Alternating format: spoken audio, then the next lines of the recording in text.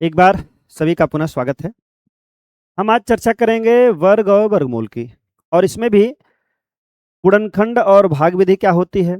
हमको उस गणित की गणित समझनी है। गणित से वैसे भी डर लगता है, लेकिन गणित में क्या गणित होती है, अगर उस गणित की गणित समझ जाएंगे तो कोई विशेष समस्या नहीं रहने वाली है।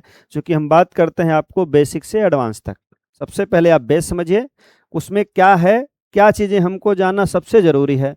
फिर हम चाहे वर्गमूल की बात करें, चाहे घनमूल की बात करें, चाहे स्क्वायर रूट को जिसको अंग्रेजी में बोलते हैं, या फिर गणित में और जितने भी प्रकरण आते हैं, सब प्रकरण पे हमको सबसे पहले उसका बेस समझना चाहिए। तो आज हम केवल बात करेंगे कि वर्ग और वर्गमूल क्या होता है और इसको निकालने की विधियां कितनी हैं।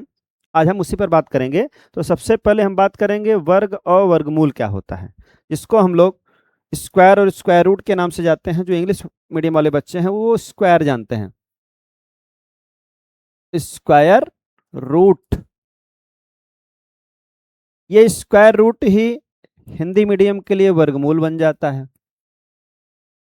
बात वही है, चाहे वो मैंगो और आम वाली कहानी है। अब यहाँ पर स्क्वायर रूट वो समझते हैं जिसको हम लोग क्या बोलते हैं, हिंदी मीडियम वाले बच्चे वो वर्गमूल के नाम से जानते हैं, और वहीं इंग्लिश मीडियम वाले बच्चे उसको स्क्वायर रूट जानते हैं। फिर वही वर्ग की बात आती है। अगर उसकी बात किया जाए स्क्वायर की, तो स्क्वायर और स्क्वायर रूट, स्क्वायर, इसी को हम लोग वर्ग बोलते हैं। दोनों कहानी सेम है, अपने अपने अनुसार बच्चे समझते हैं। वर्ग क्या होता है उसी को स्क्वायर कहते हैं, और वर्गमूल क्या होता है जिसको हम लोग स्क्वायर रूट बोलते हैं। और इसका एक चिन्ह दिखाया जाता है जिसको हम लोग कड़ी बोलते हैं, यही रूट है। रूट है, इसको कड़ी का चिन्ह दिया जाता है।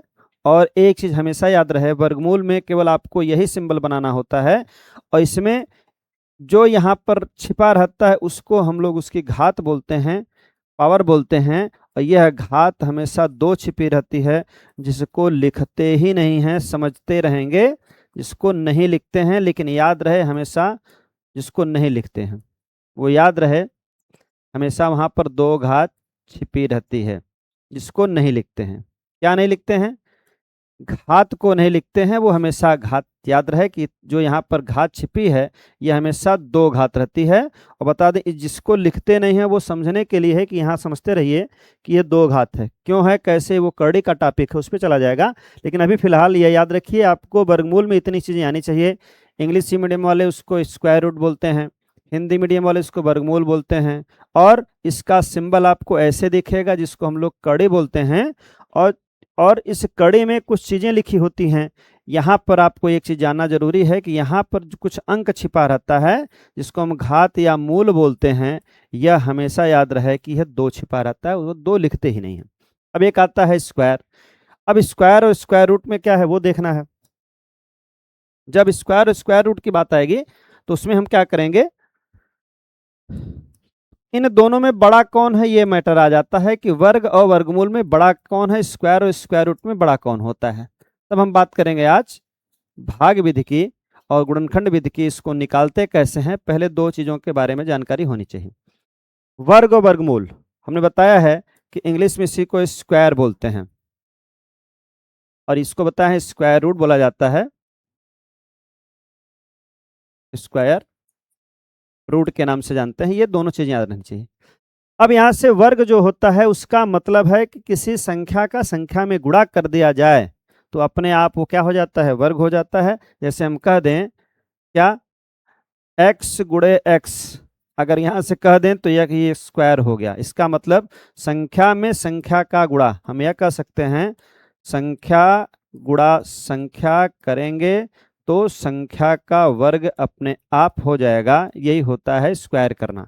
कोई संख्या हो, ऐसा नहीं है कि हम केवल x में ही आ सकते हैं। हम अपने आप कोई नंबर जो हमारे यहाँ जितने हैं, वो होल नंबर हो, नेचुरल नंबर हो, सबको हम लिख सकते हैं। जैसे मान लीजिए यहाँ पर सबसे आसान भाषा में समझें, 5 गुणा 5 कर दिया जाए, 5 मल्टीप्लाई बाई 5, यहाँ से हम कर सकते हैं। देखिए 5 गुणे 5, 5 में मल्टीपल कर देना है किससे, 5 से, तो हो जाएगा 5 की पावर 2। उसी प्रकार हमको दशमलव संख्याओं का भी गुणा दिखाया जा सकता है, 0.2 गुणे 0.2, इसका मतलब ये 0.2 की पावर 2 हो गई। अब इस पावर 2 का मतलब है कि इस संख्या का वर्ग कर दिया गया। तो सीधा मतलब है संख्या में जब संख्या का गुणा करेंगे तो क्या कहलाएगा, वो स्क्वायर कहलाएगा, वर्ग कहलाएगा। अब हम गुणा करके इसको देख सकते हैं, तो हमारा जो गुणा है वो आ जाएगा कितना, 0.04। इसका मतलब वर्ग सदैव क्या होते हैं, धनात्मक होते हैं। जो याद करने वाली चीज है, ध्यान देने वाली चीज है, वर्ग सदैव धनात्मक होते हैं।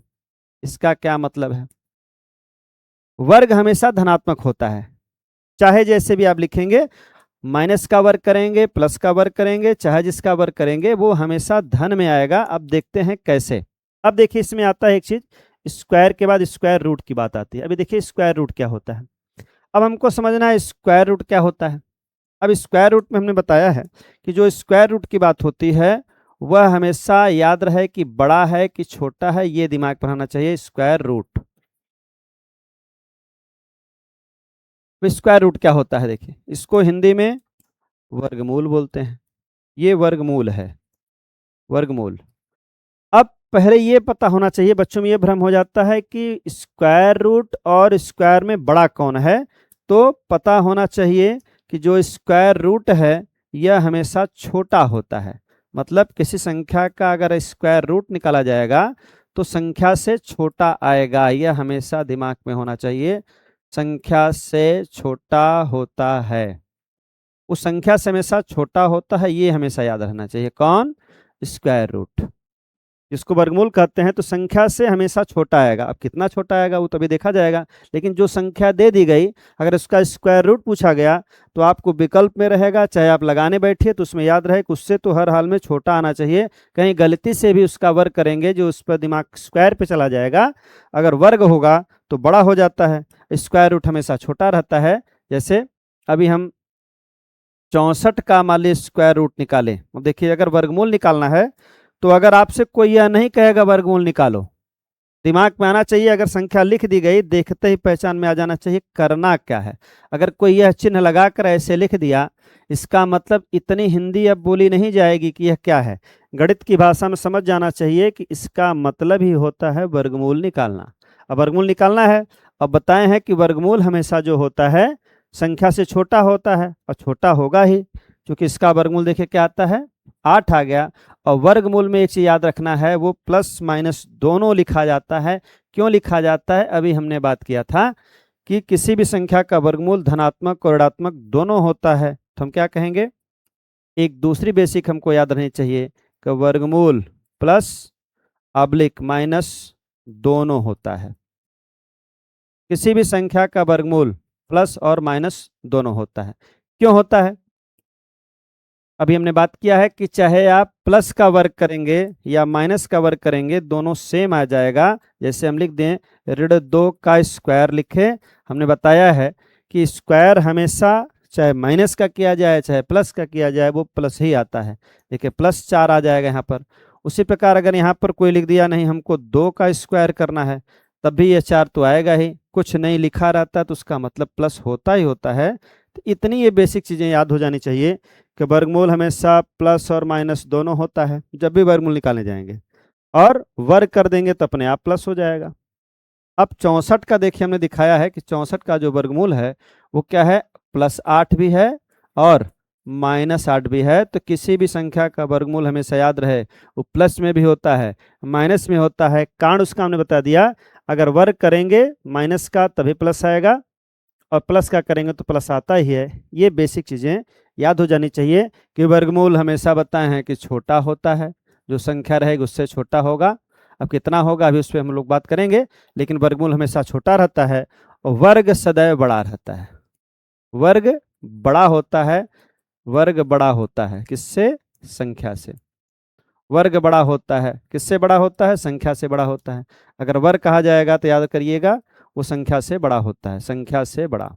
अब कितना बड़ा उसकी बात करेंगे, संख्या से बड़ा होता है।